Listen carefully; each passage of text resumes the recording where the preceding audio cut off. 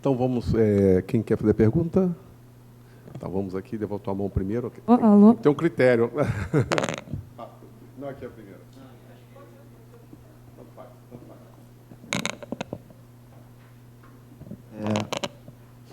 Bom dia. Meu nome é Thiago. Eu estava pensando nessa pergunta, como é que eu ia fazer ela.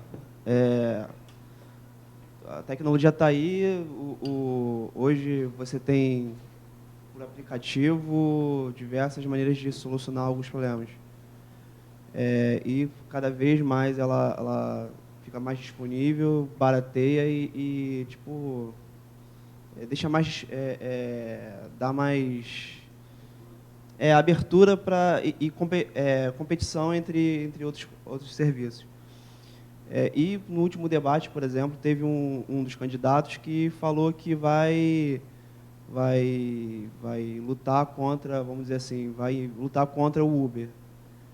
E a gente sabe que não é só por causa do Uber, mas ao ele falar isso, ele está, tipo, outras tecnologias que vão vir junto com o Uber, que vai baratear serviço e disponibilizar, mas tipo, ele está falando que ele vai lutar contra isso. Queria que você comentasse isso, dissesse o que você acha a respeito dessas tecnologias que estão vindo, que vão baratear, e como a prefeitura podia trabalhar com isso para ajudar as pessoas.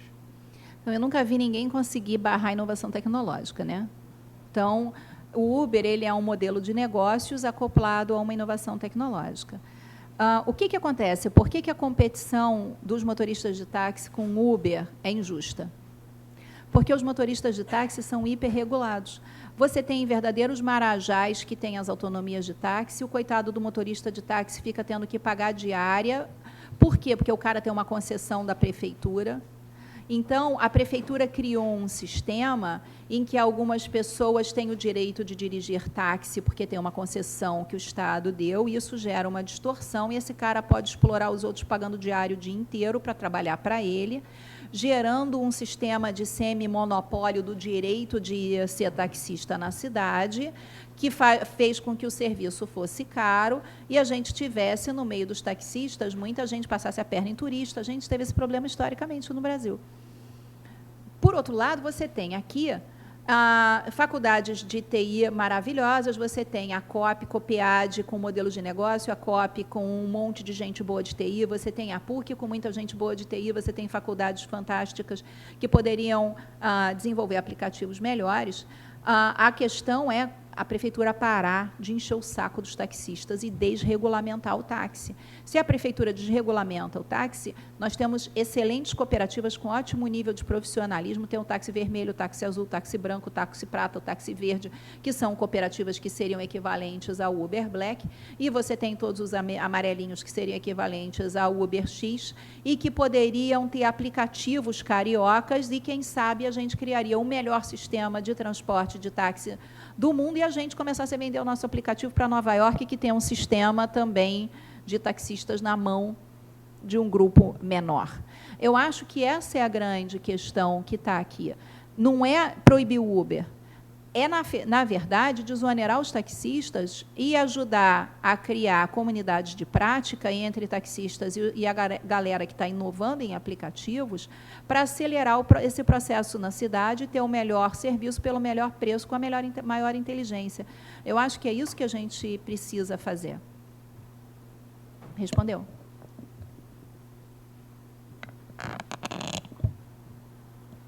Fique em pé para ajudar a gente aqui. Fique em pé para ajudar isso, que ajuda na gravação. Bom, primeiramente, bom dia. Parabéns à candidata por ter conseguido a indicação do Partido Novo. Eu estive presente em algumas conferências dos Estudantes pela Liberdade e tive um contato com alguns membros do partido e tive uma ideia de direita populista neles. Então, parabenizo pela candidatura, porque deve representar uma vitória de uma direita progressista, liberal e diferente. A minha primeira pergunta vai a respeito da educação. Eu gostaria de saber a proposta da candidata a respeito da educação e como a parceria público-privada pode funcionar nesse modelo novo. Muito obrigado. Eu só queria te corrigir. Nós não somos direita, nós não somos esquerda e nós recusamos esses rótulos, porque isso é muito velho.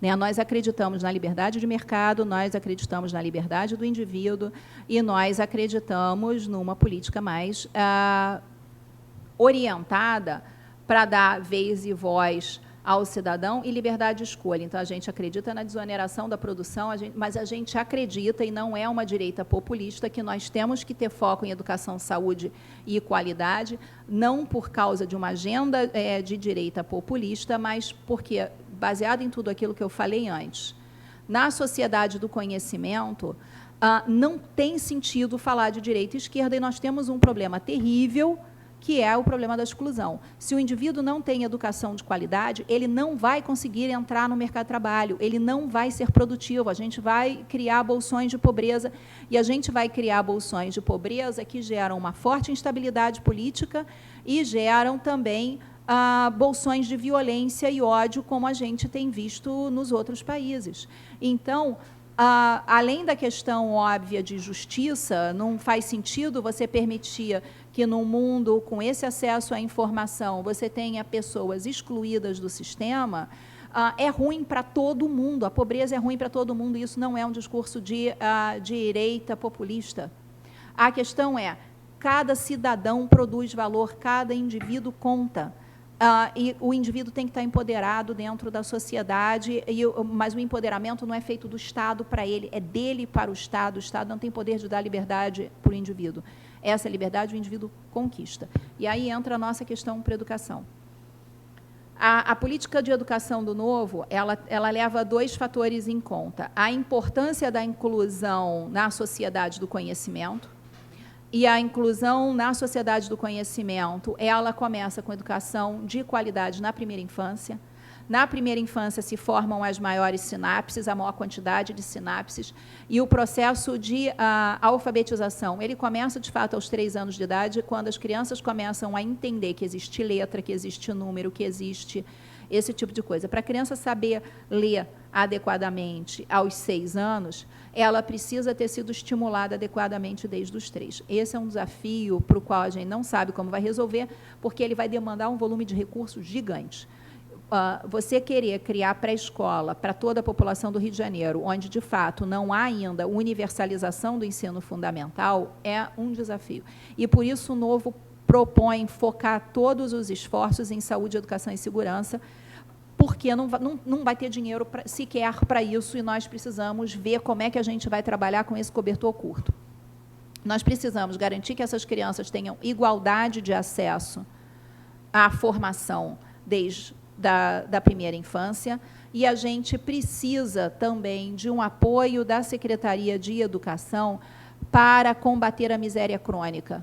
E aí você vai perguntar, tá, mas como é que a educação faz isso? Não é só educando.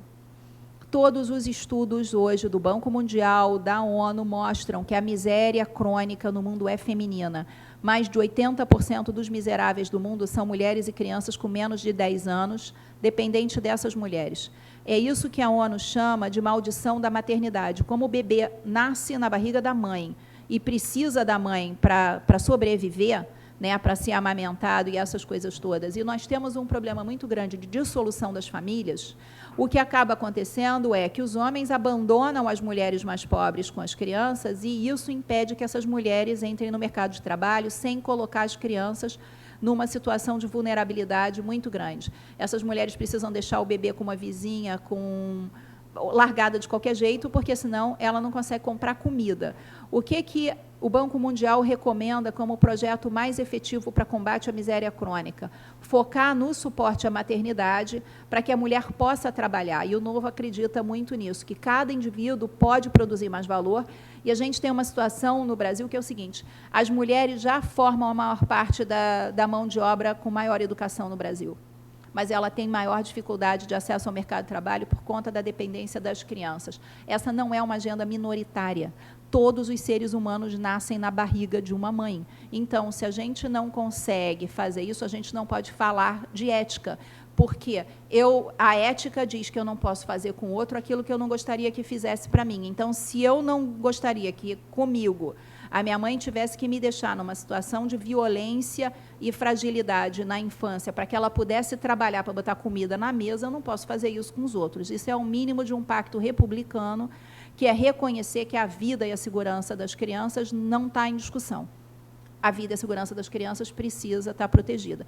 Então, a gente precisa pensar numa maneira de dar suporte para as mães pobres trabalharem, porque essa é a maneira mais efetiva de combater miséria e exclusão. A gente vai ter que fazer um esforço hercúleo para isso, porque não tem dinheiro. Então, muito partido aí está dizendo, não, vou fazer, tem dinheiro. Não tem dinheiro para fazer isso, não tem dinheiro para fazer educação horária integral. Se a gente fosse fazer educação horária integral, a gente teria que duplicar o número de escolas públicas nesse município.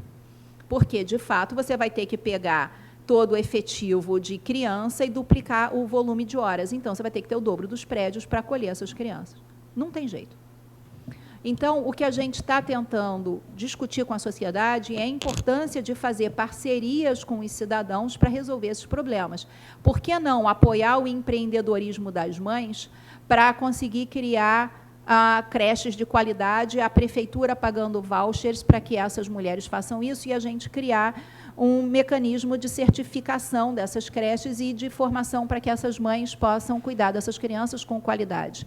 Por que não criar comunidade de prática dentro da própria Secretaria de Educação para que os professores consigam propor maneiras de educar melhor crianças que sofreram violência na infância, crianças que têm problemas decorrentes da pobreza, por que a gente não cria uma tipologia dos problemas e comunidades de prática usando as competências internas para resolver esse tipo de problema? É um foco pragmático, e que aceita a ideia da restrição de recurso como um dado. Agora, a gente tem um volume de inteligência e capacidade humana que, como eu falei no começo, não está sendo objeto de nenhuma política pública. A gente teria que ver como é que a gente cria isso, e a gente acha que, com os aplicativos, as comunidades de prática poderiam funcionar mais. Então, é criar creche pública fomentando o empreendedorismo das mães, porque elas conseguiriam resolver o problema de estar perto das crianças e de trabalhar, talvez, ao mesmo tempo. É claro que não pode ser a única solução, mas essa é uma possibilidade. É claro que também não pode ser só as mães, porque vai ter que ter mão de obra qualificada nessas creches, gente especializada em educação infantil. A gente teria que ver qual é o melhor modelo com o menor gasto, e isso não tem a ver com o populismo de direita, tem a ver com uma abordagem absolutamente pragmática. Existe esse problema e ele é inaceitável por qualquer perspectiva que a gente olhe. Então, qual é a melhor maneira de resolvê-lo dentro dos limites de recurso? Essa é muito a abordagem que a gente está usando. Aqui só para ver se o meu raciocínio está correto, senão você corrija. Você que fez a pergunta, qual é o seu nome? Guilherme. Eu acho que quando ele fez a introdução da pergunta dele, ele disse que ele tinha encontrado num congresso muito populismo de direita, mas que parabenizava por um progressismo de direita da sua parte. Foi isso. Me desculpe, eu achei que você tinha achado que a gente estava com uma agenda de populismo de direita. Me desculpa, me desculpa. Ele fez ao contrário, ele exatamente...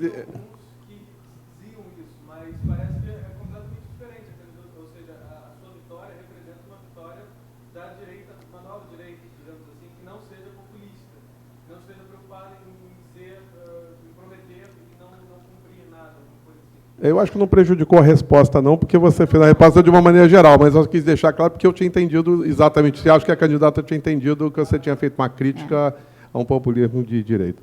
Tá. Você tinha uma segunda pergunta, se me parece. Mas... Só de adicionar a respeito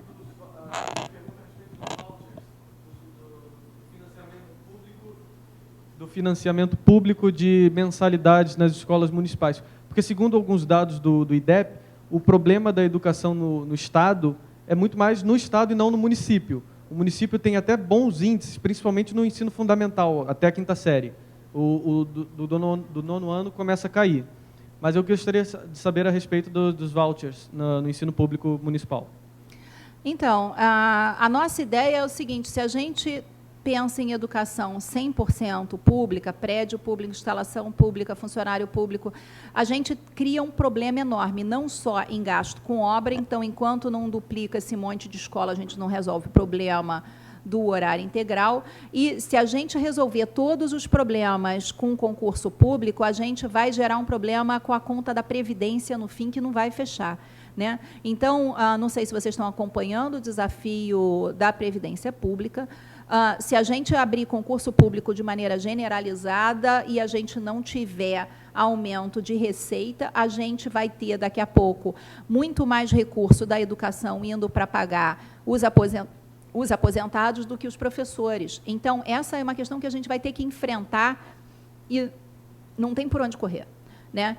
A parceria público-privada e a questão dos vouchers, ela atalha, porque ela vai me permitir, ela nos permitiria resolver o problema focando direto nas crianças, sem necessariamente onerar. Não significa que a gente é contra a educação pública ou que a gente é contra o concurso, não é isso. É como é que, pragmaticamente, a gente encontra a melhor alternativa combinando esses fatores, né? Porque, além de ter que duplicar prédio, a educação horária integral teria que duplicar o número de professores na rede. O que vai acontecer é que, na geração de vocês, a Previdência vai estar quebrada e a educação pública vai ter acabado. Então, eu não posso resolver um problema de curto prazo sem ver o impacto que ele vai ter no médio e no longo.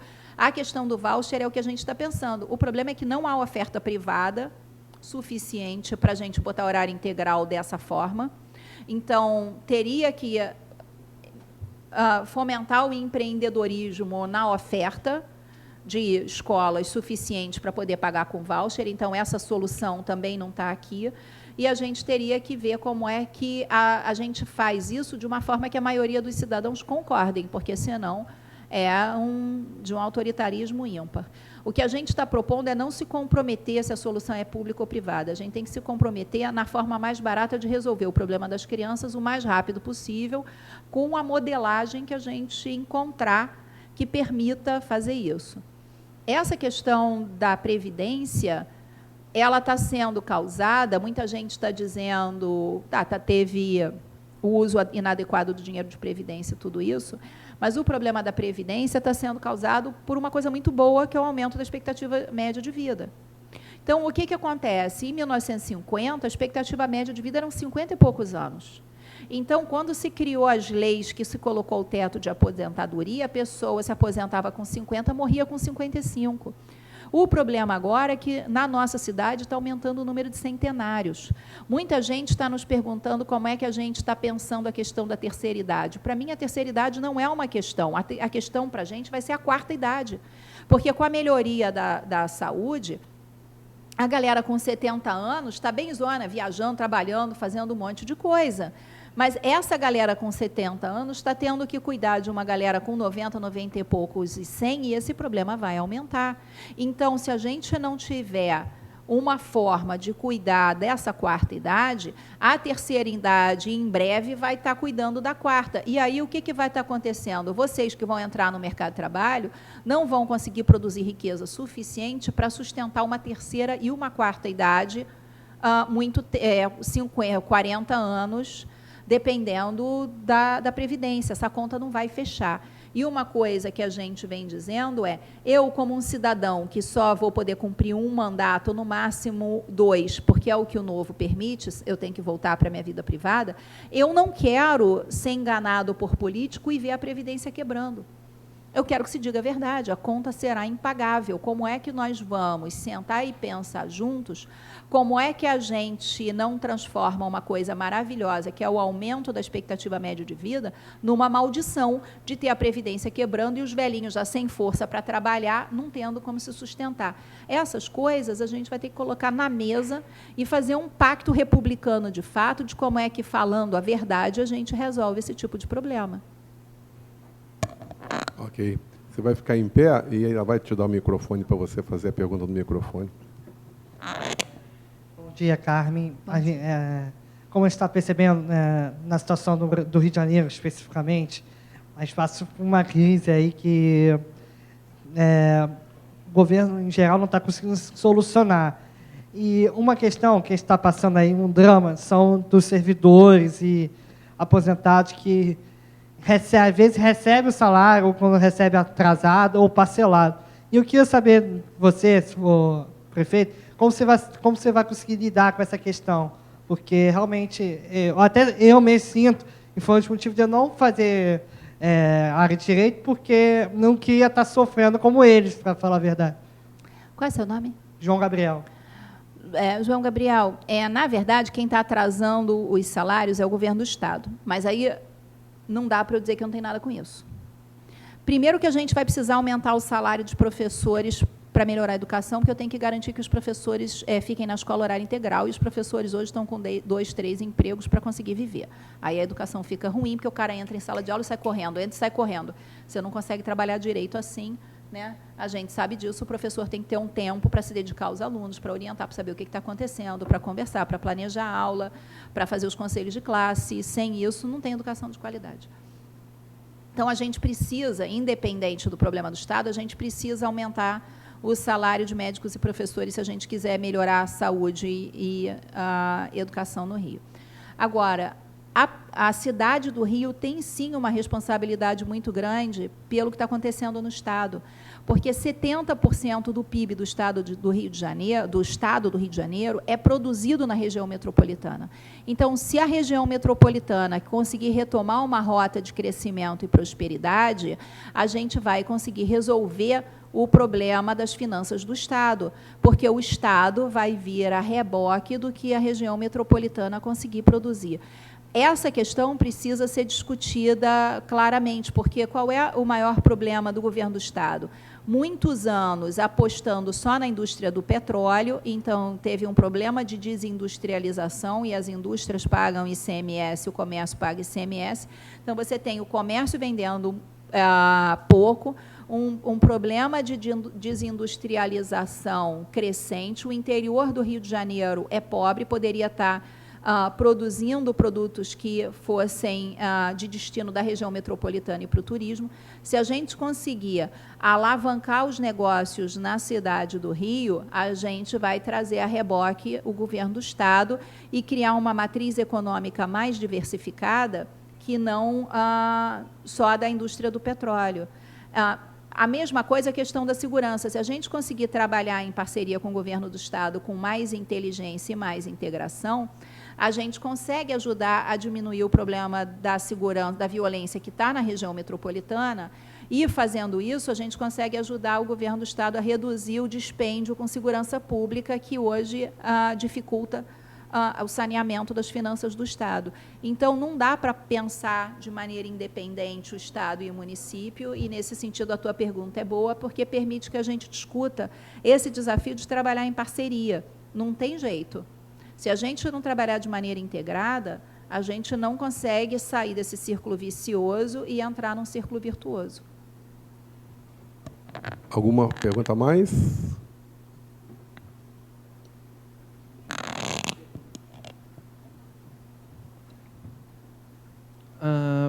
A minha pergunta vai ser a respeito do financiamento do município.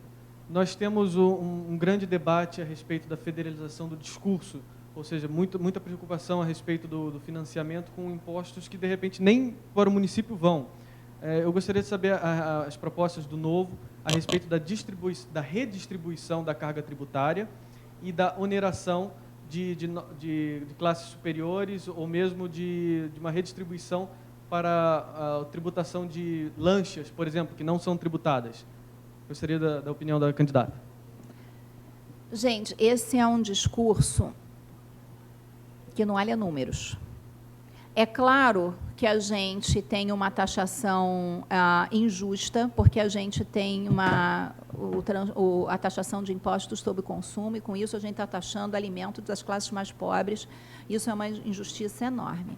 Mas quantas pessoas no Brasil compram lancha e quanto que a taxação da lancha resolveria o problema dos impostos no Brasil? É ridículo se você parar para olhar. Eu acho que a gente precisa taxar muito mais a herança, porque o Brasil taxa muito pouco a herança, e, com isso, ele permite que grandes concentrações de terra fiquem na mão de famílias, gerações e gerações, de maneira improdutiva. Se você tivesse uma maior taxação sobre herança, você forçaria o aumento da produtividade, ou essas famílias a venderem as suas terras para quem possa fazer um trabalho mais produtivo, quem sabe até diminuindo a concentração de terras e permitindo cultivos orgânicos e outro tipo de negócios melhor. É claro que a gente não estou negando que é necessário grandes plantações para o agronegócio ser competitivo, mas você tem muita terra improdutiva na mão de gente que consegue manter, porque o imposto sobre herança é baixo. É claro que você precisa corrigir essa questão da injustiça na tributação sobre o consumo e pensar como é que a gente faz isso sobre lucros e dividendos, mas um problema que esse discurso mascara para a gente no Brasil é que a gente tem pouca concentração de capital produtivo. Se você pegar, por exemplo, a Apple, o preço da Apple no mercado de ações é maior do que a maioria das empresas brasileiras somadas. Com isso, falta dinheiro para investir em inovação tecnológica, falta dinheiro para investir em pesquisa, falta dinheiro para muita coisa. Você tem muita concentração de capital na indústria de commodity. E a indústria de commodity, ela é uma indústria que não inova.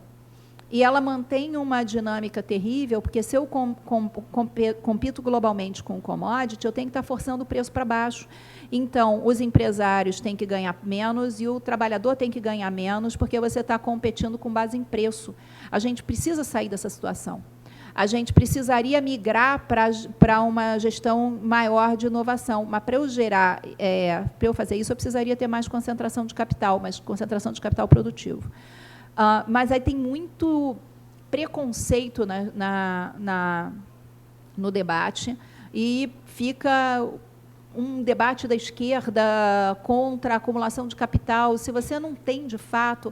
Eu adoraria ter que a Apple fosse brasileira e que outras empresas de conhecimento intensivo fossem daqui, porque elas geram um impacto gigantesco na cadeia de valor e de inovação nas economias. Então, eu acho que esse discurso ele precisa ser olhado com cuidado, e eu acho que essa questão de correção de imposto, ela deveria estar muito mais focando na questão da desoneração da produção e na redução do Estado, porque hoje a gente está num modelo extremamente perverso, que qualquer família pobre que tenha uma conexão de rede elétrica, no calor infernal do Rio de Janeiro, paga R$ 400, R$ 500 de luz para poder não derreter dormindo, e o imposto sobre energia elétrica está perto de 50%. Se você olhar para isso, para o imposto sobre todos os bens de consumo, sobre o gás que faz comida na casa das famílias pobres, o achocolatado das crianças, que é 40% de imposto, material escolar, que é 50% de imposto, para onde está indo todo este imposto? Para financiar um Estado absurdamente inchado, ineficiente e com problema de loteamento gigante. Então, o problema de geração de pobreza no Brasil é essa ineficiência estatal. Quando a gente diz isso, as pessoas ficam dizendo, vocês, coxinha, a favor do Estado mínimo. A gente não é a favor do Estado mínimo, a gente é a favor de um Estado eficiente e transparente, que tire a mão do bolso das pessoas enquanto fica prometendo um monte de milagre. Se esse dinheiro tivesse na mão do cidadão, a gente teria muito mais prosperidade. Porque, imagina, se cada família pudesse comprar o dobro do que compra hoje com o dinheiro que recebe. Você teria muito mais mercado, as empresas venderiam mais, você teria mais emprego, você teria uma rota de prosperidade.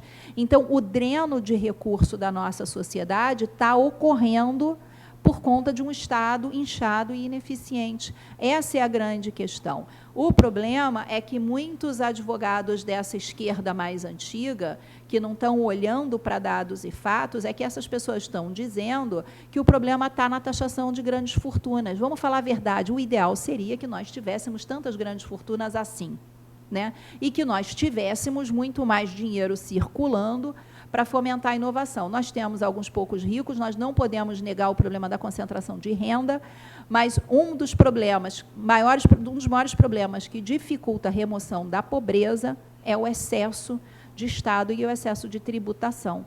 Então, a gente precisa, se você parar para olhar dados e fatos, você vai ver que esse é o grande problema. O Estado está com o pé no nosso pescoço, nos onerando absurdamente de todos os lados. E aí, quando você volta para aquela sua pergunta, é claro que muito dos impostos, né, o imposto de renda, o IR, está indo para a União, o ICMS vai para o Estado, a Prefeitura fica com ISS e IPTU e com alguma transferência, teoricamente, que viria do governo federal.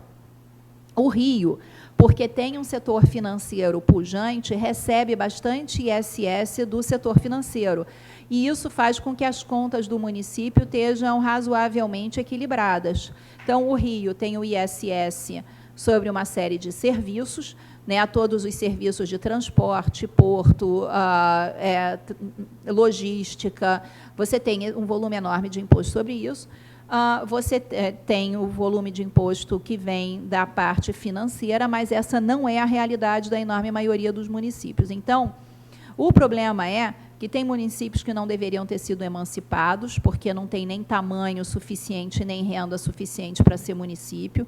Então, se emanciparam porque a classe política local queria poder viver de política, né? Então, você tem município demais com dificuldade de pagar suas contas, e você tem o problema de que a maior parte da renda vai para o governo federal, que, teoricamente, faria justiça redistribuindo isso para os municípios mais pobres. O problema é que o dinheiro não chega nos municípios mais pobres, porque, se chegasse de uma forma consistente e planejada, esses municípios já não seriam tão pobres. Então, essas são questões que a gente precisa colocar na mesa quando a gente fala sobre o tamanho do Estado e o quanto que o Estado vem gastando dinheiro que a gente ganha via trabalho. Porque o que gera riqueza é o trabalho produtivo. O Estado, teoricamente, gerencia e redistribui, mas está fazendo as duas coisas mal, gerenciando mal e redistribuindo mal. Mais uma pergunta? Eu gostaria de saber, a gente tem um problema aqui no Rio de Janeiro, que é com a mobilidade urbana. Os ônibus, a passagem é cara para a gente e não necessariamente os serviços são eficientes. E aqui, tinha muito transporte alternativo que, muitas vans, colocar até ar-condicionado e tal, para poder, sei lá, alcançar as pessoas que pegam ônibus. Mas diminuiu muito aqui no Rio de Janeiro, o prefeito diminuiu muito. Eu queria saber o que você acha dos transportes alternativos e todo esse problema com os ônibus aqui no Rio de Janeiro. Então, um dos problemas com os ônibus é a falta de tecnologia e competência na gestão desse sistema, né? É a mesma questão do Uber que você colocou. Estou vendo que você é um cara das tecnologias aqui, que você gosta de tecnologias disruptivas. Se cada cidadão pudesse ter um aplicativo no seu celular que dissesse da onde ele sai, para onde ele vai, em que horário, né, a gente teria uma informação exata sobre essas rotas. Aí sim seria possível usar um aplicativo nos ônibus que criassem as rotas de acordo com o maior movimento, e isso racionalizaria, de fato, o transporte. O que aconteceu com, teoricamente, a racionalização é que ela foi feita de muitas maneiras sem saber de onde as pessoas vêm e para elas vão. Então, se olhou os trechos em que os ônibus andavam mais vazios e os horários e tentou se remanejar com base nisso. E aí, o que acontece? Tinha gente que precisava pegar um ônibus, agora pega dois. Você começa a ter esse problema que você resolve com tecnologia e competência. Essa é uma questão. A questão das vans tem um problema. A gente tem problemas de transparência e honestidade na gestão do transporte público no Rio, todo mundo sabe disso. Mas o problema das vans é que ele era operado em vários lugares por milícia. Tem essa questão, tem a questão de como é que você racionaliza para tornar os negócios possíveis, mas uma questão que não está na mesa, embora a própria Firjan há muito tempo fale disso, é a questão do transporte aquaviário nos rios que seriam navegáveis na nossa cidade, que estão assoreados. Você tem toda a região de Vargem Grande, Vargem Pequena, a região de Santa Cruz e de Campo Grande, que poderiam estar integradas por braços de mar, se a Veneza Carioca. Você tem aquela região ali de Olaria e tudo, que tinha rio navegável naquela região que está assoreado. Se você conseguisse fazer integração com canais, e a Firjan já fez um primeiro estudo sobre isso, você tiraria cerca de 100 mil automóveis das ruas e você facilitaria essa mobilidade. Se o consórcio da região metropolitana funcionasse e os prefeitos pensassem isso juntos, a questão do transporte marítimo poderia chegar na Baixada. O Rio Iguaçu era um rio navegável. O Rio Iguaçu, na realidade, estava a cidade de Iguaçu Velho, que é um sítio arqueológico maravilhoso nas bordas do Rio Iguaçu, que poderia ser também um lugar de turismo, se fosse bem escavado, seria um museu a céu aberto maravilhoso. Ele estava ali onde era o antigo porto do Rio Iguaçu, onde se fazia muito transporte do ouro e das mercadorias na época do Brasil Colônia. Hoje, ele é um fiapo. Você tem dentro do município de Duque de Caxias também outros rios que seriam navegáveis. Você poderia trazer todas as pessoas da Baixada para a Praça 15 ou para outros lugares do Rio por água. Você não precisaria necessariamente fazer metrô, que é muito mais caro, e nem duplicar a linha vermelha, a Via Light e a Avenida Brasil sempre embolada. A questão é ver como é que a gente resolve isso. Teria que ver, obviamente, uma parceria público-privada, porque se a gente está ou um sistema de concessão, porque se a gente quer alocar dinheiro em saúde, educação e segurança, a gente precisaria de recurso privado para resolver os gargalos de mobilidade. Tem que fazer um discurso com a cidade para ver como é que isso funcionaria. Mas existem uma série de projetos de integração por água. Essa é uma questão que a gente poderia olhar, porque o Rio é uma cidade costeira com quase nenhuma alternativa por água. Você vê o seguinte, você pega um voo, você tem um voo saindo do Santos Dumont, pô, neblina, você não pode voar, teria que ir para o Galeão, mas tem que ir para o Galeão pelo engarrafamento da linha vermelha. Caramba, tinha que ter um táxi, né? Um táxi marítimo conectando o Galeão e Santos Dumont por dentro da Baixada, é muito mais perto, não pega engarrafamento, é muito mais lógico. Mas a gente não tem esse tipo de discussão mais estruturada na cidade.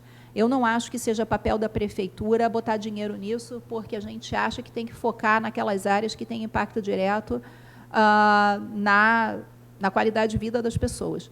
Mas isso daria tranquilamente para a prefeitura liderar a montagem de consórcios e a questão de trazer a iniciativa privada para isso.